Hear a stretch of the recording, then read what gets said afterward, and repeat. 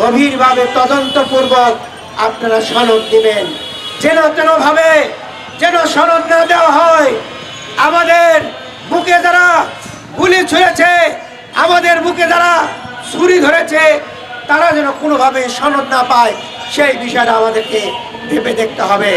সংগ্রামী ভাই এবং বন্ধুগণ, আমরা জাতির কাছে অঙ্গীকার করছি, বাংলাদেশ জামাত ইসলামী কখনোই ক্ষমতার রাজনীতি করে না, কখনোই নিজেদের নিয়ে কথা বলে না।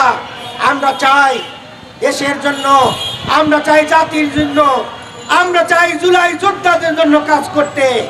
আসুন আগামী দিনে আমরা জাতির কাছে অনুরোধ করব, নতুন বাংলাদেশ গঠন করার জন্য যারা সৎ এবং ন্যায়, যারা দুর্নীতিমুক্ত, যারা চাঁদাবাজ মুক্ত প্রশাসন করতে পারবে, এই ধরনের ব্যক্তিদেরকে আপনারা ক্ষমতায় নিয়ে আসুন, যেন দেশ এবং জাতির জন্য ভূমিকা রাখতে পারে।